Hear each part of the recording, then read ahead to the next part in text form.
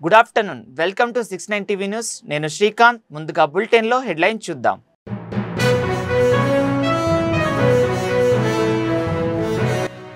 తెలంగాణ వ్యాప్తంగా సన్నబియ్యం పంపిణీ చేస్తున్న మంత్రులు అధికారులు మహబూబాబాద్ జిల్లాలో కళాకారులతో కలిసి సన్నబియ్యంపై పాట పాడిన మంత్రి సీతక్క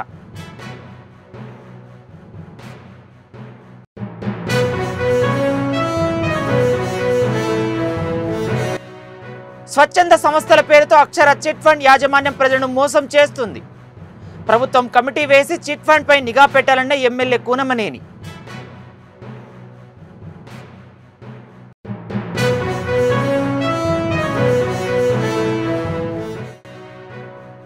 ఖమ్మంలో పద్మశ్రీ అవార్డు గ్రహీత దరిపెల్లి రామయ్య కన్నుమూత వనజీవికి సంతాపన ప్రకటించిన సీఎం రేవంత్ రెడ్డి మాజీ సీఎం కేసీఆర్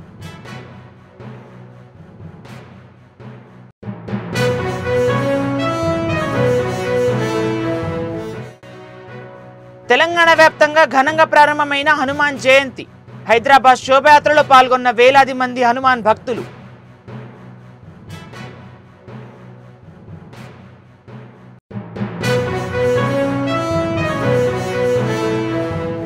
ఇక డీటెయిల్స్ చూద్దాం మహబూబాబాద్ జిల్లా కొత్తగూడెం మండలంలో మంత్రి సీతక్క పర్యటించారు సన్నబియ్యం పథకంపై కళాకారులు పాడిన పాటకు చప్పట్లు కొడుతూ సీతక్క కూడా పాట పాడారు సన్నబియ్యం పథకం వచ్చేనా పేదల కడుపు నింపేనా అంటూ మంత్రి సీతక్క పాడిన పాటకు జనం చప్పట్లు కొట్టారు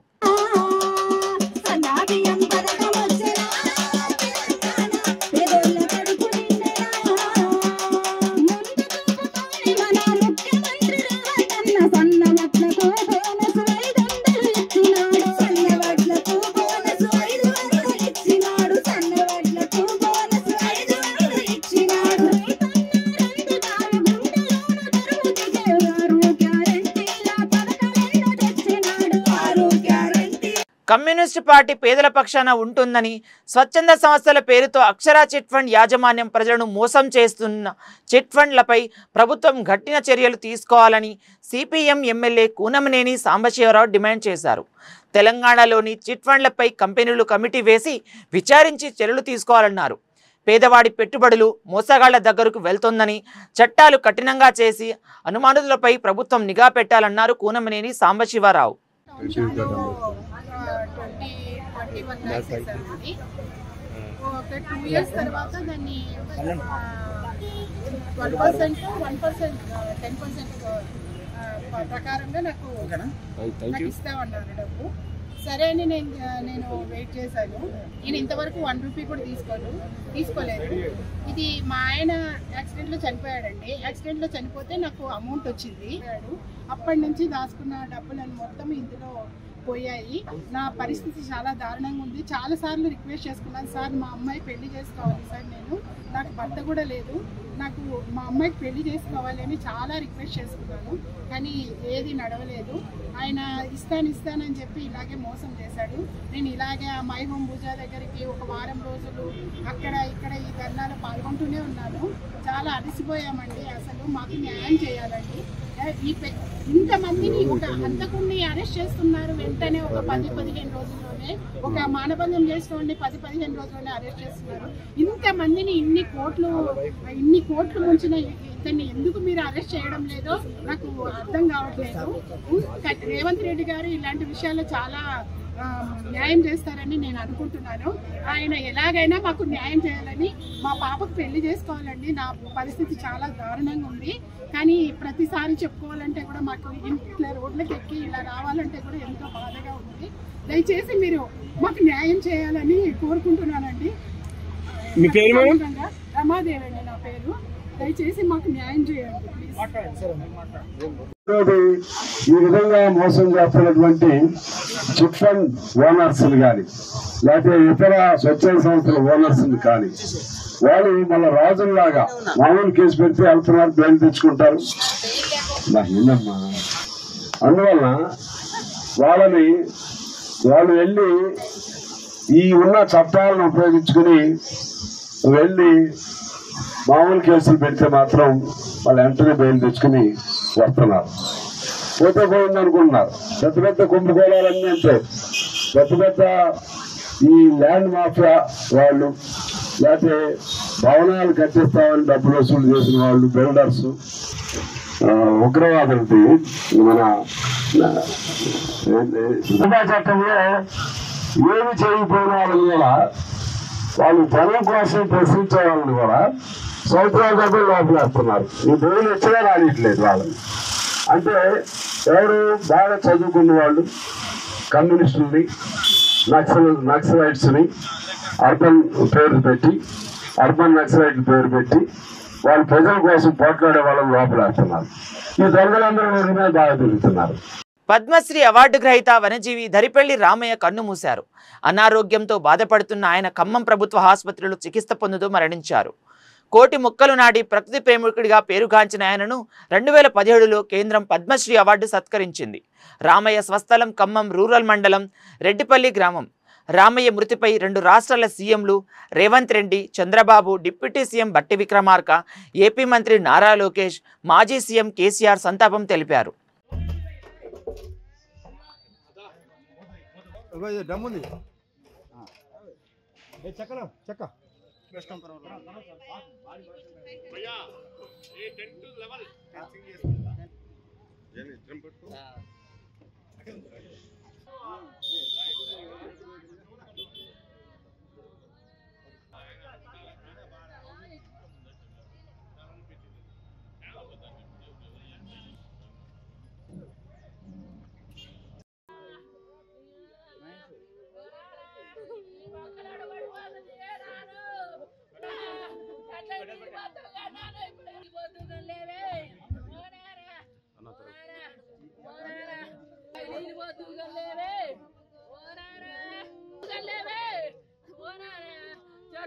నేడు హనుమాన్ జయంతి సందర్భంగా తెలంగాణ వ్యాప్తంగా భారీగా శోభయాత్రలు కొనసాగుతున్నాయి.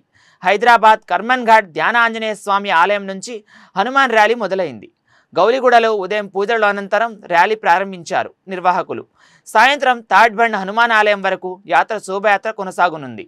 ఈ సందర్భంగా హనుమాన్ భక్తులు వేలాదిగా శోభయాత్రలో పాల్గొన్నారు.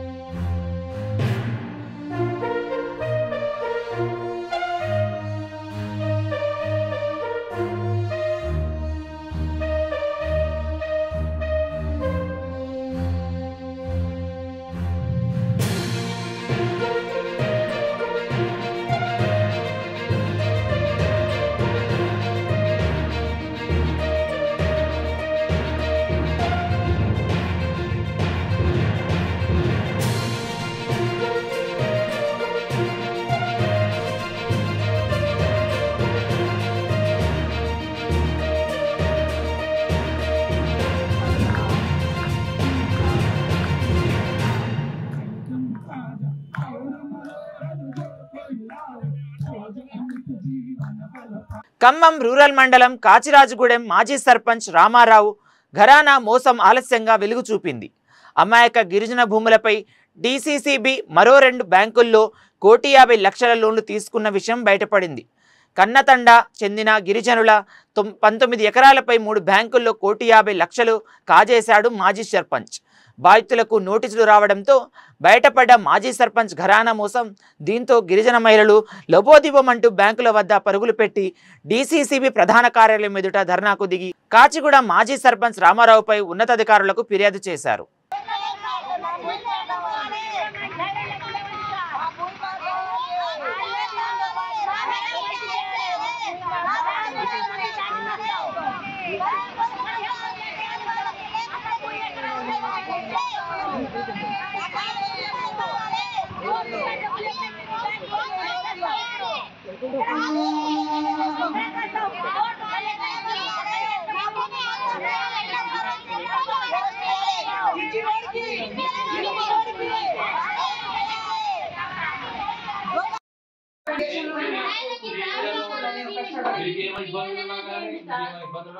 ఏరియాలో ఉన్నాయి, మా సంఘాలు ఉన్నాయి, బ్రాంచెస్ ఉన్నాయి.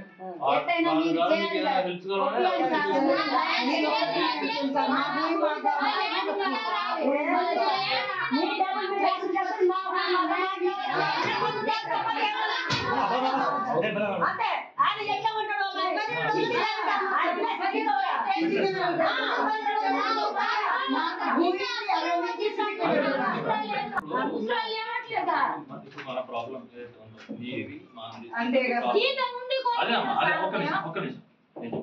మీకు నిజంగా ప్రాబ్లం సాల్వ్ కావాలి కదా, అదే కదా. మీ ప్రాబ్లం సాల్వ్ కావాలన్నా మన ప్రాబ్లం సాల్వ్ కావాలన్నా కానీ మనకు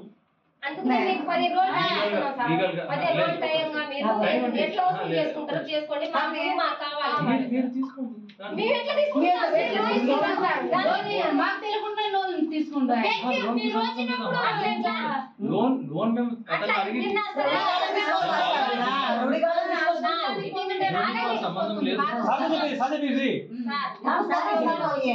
మేము సంబంధం లేదు. భూమి సర్వే మేడం వచ్చింది పై నుంచి వచ్చి ఆర్డర్ తీసుకుని వచ్చి మొత్తం సిఏ మేడం వచ్చి మొత్తం ఆర్డర్ తీసుకుంది. ఈ భూమి మీద లోన్లు ఎత్తుకున్నారమ్మా, మీరు పోయి సార్కి దరఖాస్తులు ఇచ్చి మీ బాధలు చెప్పి వస్తే 10 రోజులు ఆయన లోన్ కొట్టించుకుంటే మీ భూమి మీకు దక్షిణ వచ్చేస్తుంది అన్నారు. అందుకంటే 10 రోజులు టైం అడుగుతున్నాం. మీరు అతను అడగండి ఏం చేస్తారో లెక్క చేయలేదు. మాకెట్లా లెక్క చేస్తారు సార్? మీరు ఒకసారి ఆలోచించండి. మీరంతా కోర్టు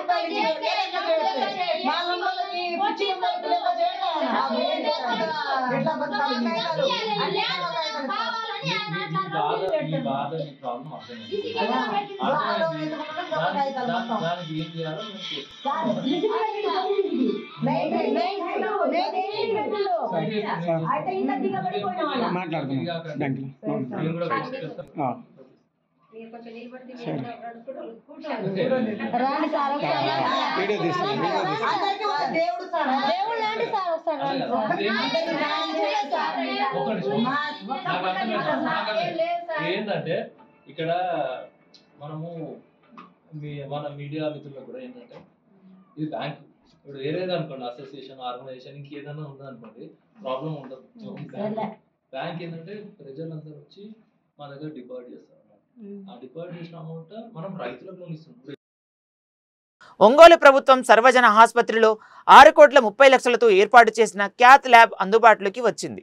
మంత్రి డోల బాలవీరాంజనేయ స్వామి, స్థానిక శాసనసభ్యులు శ్రీ దామచర్ల జనార్దన్తో కలిసి ఆరోగ్య శాఖ మంత్రి సత్యకుమార్ యాదవ్ ప్రారంభించారు.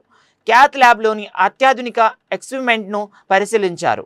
గుండె సంబంధ వ్యాధులను నిర్ధారణ చికిత్సతో క్యాత్ ల్యాబ్ ఎంతో కీలకమని, ఈ ల్యాబ్ సేవకులు హృదయ సంబంధిత వ్యాధగ్రస్తులను సద్వినియోగం చేసుకోవాలని సూచించారు.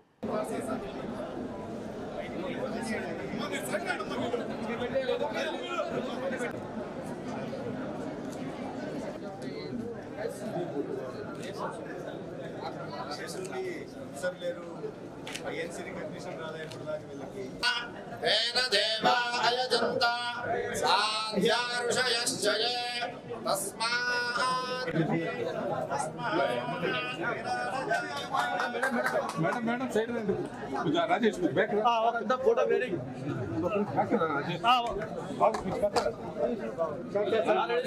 Madam madam side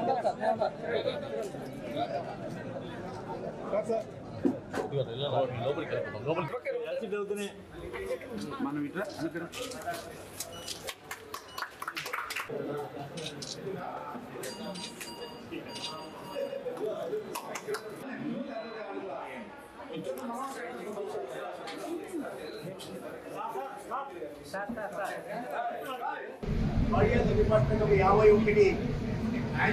government general హాస్పిటల్లో కొత్తగా ఒక క్యాత్ ల్యాబ్ని ప్రారంభించడం జరిగింది.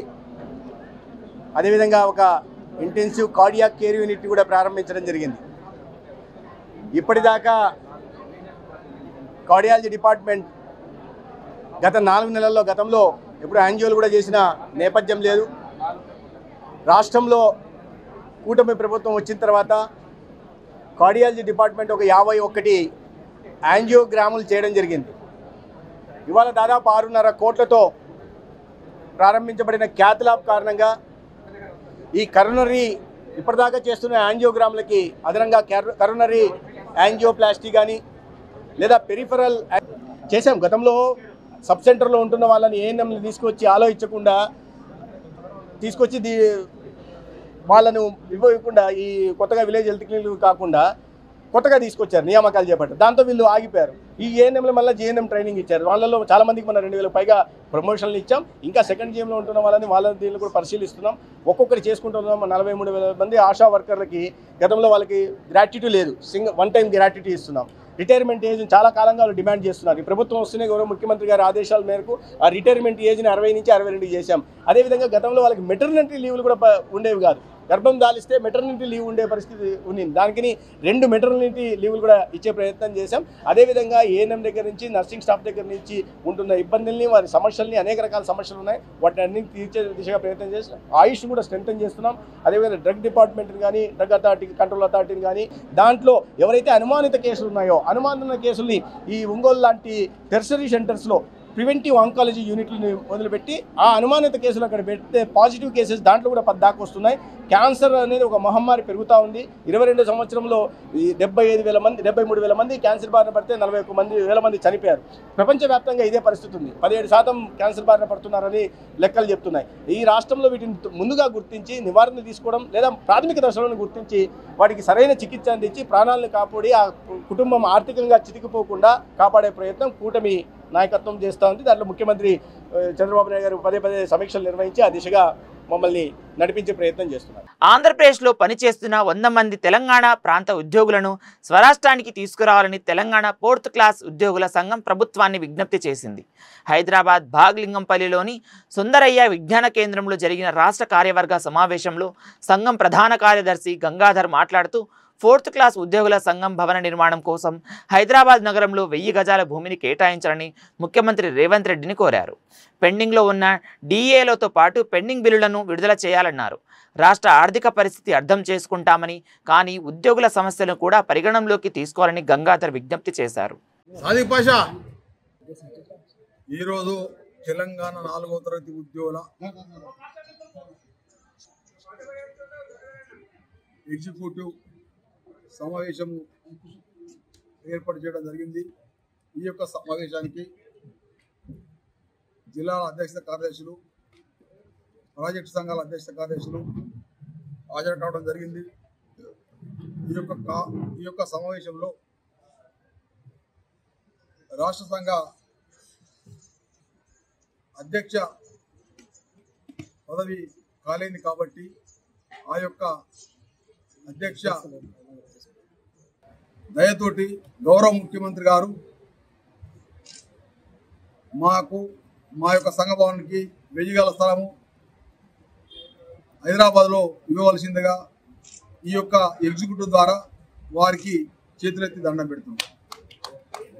అంతేకాకుండా ఆంధ్రలో ఉన్నటువంటి 100 మంది తెలంగాణ 4వ తరగతి ఉద్యోగులు అక్కడనే ఉన్నారు కాబట్టి దయతలంచి వారిని తెలంగాణ రాష్ట్రానికి తెచ్చి వారిని, వారి కుటుంబాలని ఆదుకోవాలని చెప్పేసి గౌరవ రాష్ట్ర ముఖ్యమంత్రి గారికి ఈ యొక్క ఎగ్జిక్యూటివ్ ద్వారా వారికి విజ్ఞప్తి చేస్తాం. అంతేకాకుండా అయ్యా మా యొక్క ఉద్యోగుల యొక్క పెండింగ్ బిల్లులు, సరెండర్ లీవులు, మెడికల్ బిల్లులు మరియు రిటైర్మెంట్ పదవి విరమణ పొందినటువంటి ఉద్యోగుల బిల్లులు మరి పెండింగ్లో ఉన్నాయి. దయతలంచి మీరు వాటిని ఒకసారి మీ కన్ను వాటికి చూస్తే అవి రిలీజ్ చేస్తే మా ఉద్యోగులు చాలా సంతోషపడతారు. వాటిని దయతలంచి రిలీజ్ చేయించవలసిందిగా కోరుతున్నాం. ఇంకో సమస్య ఏంటంటే మీ యొక్క ప్రభుత్వం మీద మేము చాలా ఆశలు పెట్టుకున్నాం. మీ యొక్క ఆర్థిక పరిస్థితి చూస్తే చాలా ఘోరంగా ఉన్నది. మీ యొక్క ప్రభుత్వము మీరు చేసే కార్యక్రమాలు చాలా ఆనందంగా ఉన్నాయి. మీరు చేపట్టే కార్యక్రమాలు ప్రజలకు చాలా నచ్చేటట్టున్నాయి. కానీ మీరు గతిలేని సంసారం చేస్తున్నారు కాబట్టి, అయినా మీరు చాలా మొండితనంతో గవర్నమెంట్ నడుపుతున్నారు కాబట్టి, అయినా మీరు ఏ కార్యక్రమం చెప్పినా కాబట్టి మేము ఉద్యోగులము మీకు చేదోడవాదులుగా పనిచేస్తున్నాం. అయ్యా మాకు 5 DL పెండింగ్గా ఉన్నాయి.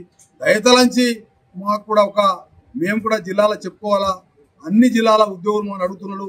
కనీసం 1-2 DL ఇప్పించి పుణ్యం కట్టుకోవాలని చెప్పేసి మీకు చేతిలో దండం పెడుతున్నాం. జై తెలంగాణ, జై రేవంత్ రెడ్డి. 50,000 మంది ఉంటాం రాష్ట్రం మొత్తం. కాకినాడ బీచ్లో పెద్ద ఎత్తున ఉభయచర్య ల్యాండింగ్లు, డ్రిల్లలో సుమారు 1000 మంది US భారతీయ సైనిక సిబ్బంది పాల్గొన్నారు. ఈ సంఘటన మానవతా సహాయం, విపత్తుల ప్రతిస్పందన దృష్టాంతంలో ప్రాతినిధ్యం వహిస్తుంది.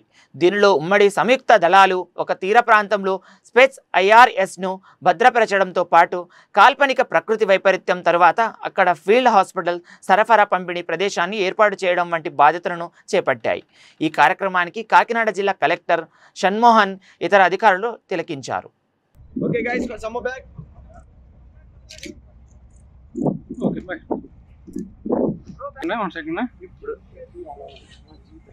అన్న కొంచెం బ్యాక్ రావాలి. ఇంకా సార్ సమ్ బ్యాక్ ప్లీజ్.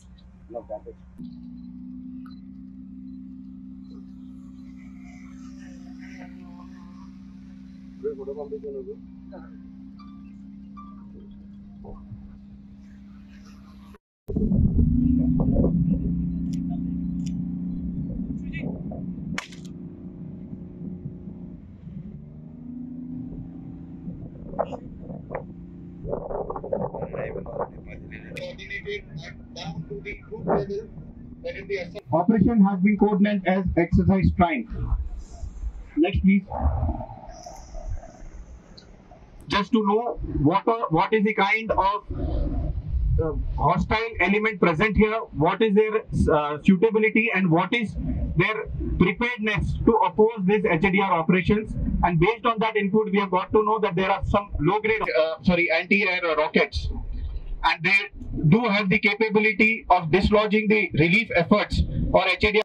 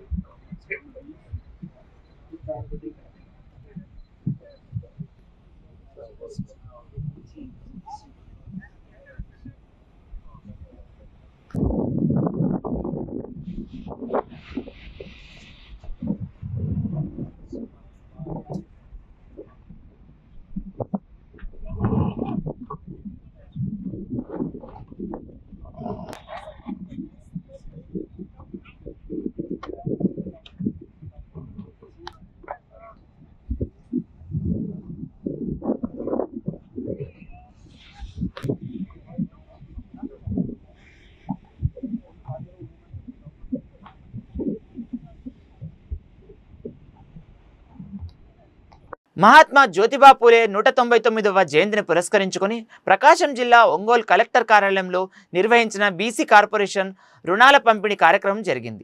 ఈ కార్యక్రమంలో మంత్రులు సత్యకుమార్ యాదవ్, డోలా బాలవీరంజనేయ స్వామి, స్థానిక ఎమ్మెల్యే దామచర్ల జనార్దన్ పాల్గొన్నారు. ఈ సందర్భంగా లబ్ధిదారులకు 16.75 కోట్ల రుణ మంజూరు పత్రాలు అందజేశారు. జ్యోతిబా పూలే ఆదర్శాలు పాటిస్తూ ఆయన ఆశయాలు సాధించే దిశగా కేంద్ర రాష్ట్రంలోని ఎన్డీఏ కూటమి ప్రభుత్వం కృషి చేస్తూ డోలా బాలవీరంజనేయ స్వామి తెలిపారు.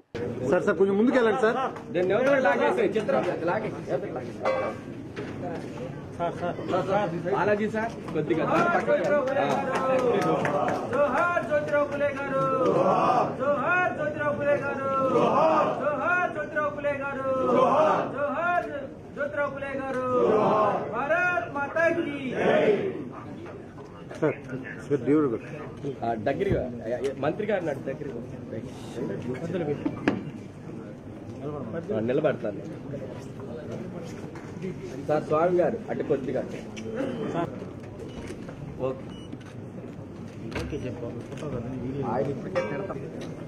ముందుగా ప్రేయర్ సాంగ్ వందే మాత్రం ప్రార్థనా గీతం ఆడియో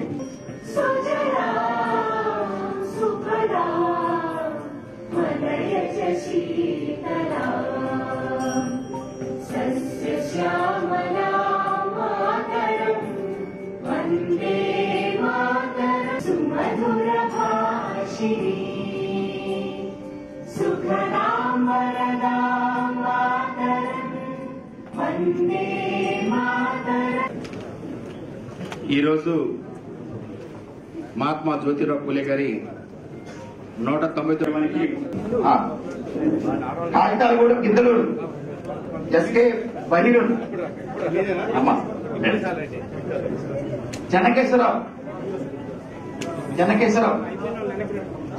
రావాలి. చిలంకూరి కోటేశ్వరయ్య రండి. ఇక్కడ చిలంకూరి కోటేశ్వరయ్య. గుర్రం గురువీర కంచెర్ల వెంకట్రావు.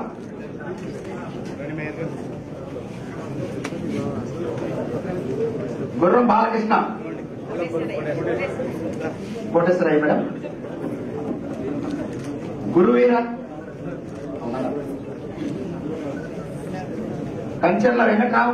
విషయం ఏంటంటే మహాత్మా జ్యోతిబాబు పూలే రోజు యొక్క జన్మదినోత్సవం రోజు రాష్ట్ర ప్రభుత్వం ప్రతిష్టాత్మకంగా చేపడుతున్నటువంటి బీసీల్లో ఉన్నటువంటి వారికి సాధికారం సాధించడం కోసం ఈ బీసీ కార్పొరేషన్ లోన్ ని అందజేయడం అనేది గొప్ప అదృష్టంగా దానికి ఈ కార్యక్రమంలో పాల్గొనడానికి ఒక మంచి అవకాశంగా నేను భావిస్తా ఉన్నాను. ఎన్డీఏ ప్రభుత్వం అందజేస్తున్న బీసీ కార్పొరేషన్ ద్వారా అందజేస్తున్న రుణ మేళాలో పాల్గొంటున్న వారికి ఈ రోజు మహాత్మా జ్యోతిరావు పూలే గారి జయంతి సందర్భంగా మీ అందరికీ కూడా శుభాకాంక్షలు తెలియజేస్తున్నాను. అదేవిధంగా ఈ రోజు ఈ కార్యక్రమంలో తిరుమల శ్రీవారిని పలువురు రాజకీయ ప్రముఖులు దర్శించుకున్నారు. వేకోజామున కుటుంబ సభ్యులతో కలిసి ఏపీ శాసనసభ ఉపసభాపతి రఘురామకృష్ణరాజు శ్రీవారి అభిషేక సేవలో పాల్గొన్నారు. ఆయన వెంట చిత్తూరు ఎమ్మెల్యే గురజాల జగన్మోహన్ ఉన్నారు. ఎమ్మెల్యే సుజన చౌదరి శ్రీవారిని దర్శించుకున్నారు. అంతకుముందు టీటీడీ అధికారులు వీరిని స్వాగతం పలికి దర్శనం ఏర్పాట్లు చేశారు. దర్శనం అనంతరం అధికారులు వీరికి స్వామివారి తీర్థ పదార్థాలను అందజేశారు.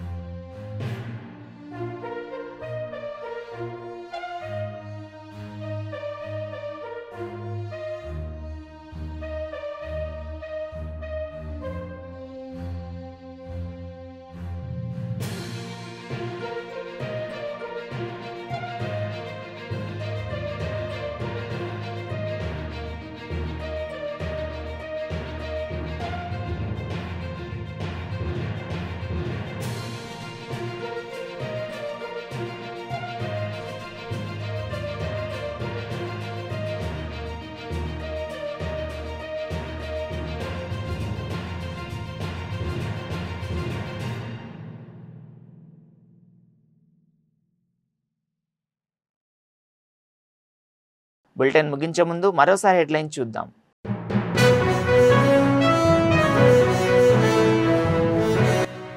తెలంగాణ వ్యాప్తంగా సన్నబియ్యం పంపిణీ చేస్తున్న మంత్రులు, అధికారులు. మహబూబాబాద్ జిల్లాలో కళాకారులతో కలిసి సన్నబియ్యంపై పాట పాడిన మంత్రి సీతక్క.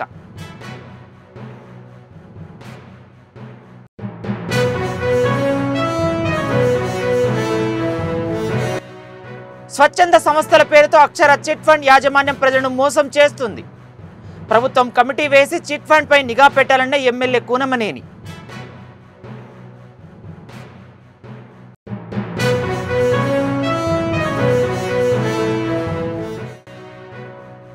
ఖమ్మంలో పద్మశ్రీ అవార్డు గ్రహీత దరిపెల్లి రామయ్య కన్నుమూత. వనజీవికి సంతాపన ప్రకటించిన సీఎం రేవంత్ రెడ్డి, మాజీ సీఎం కేసీఆర్.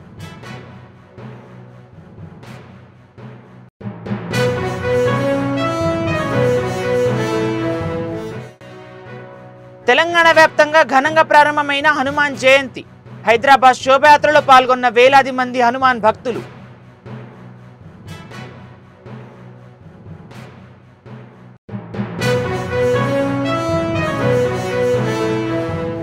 మరిన్ని అప్డేట్స్ కోసం చూస్తూనే ఉండండి 69 టీవీ న్యూస్.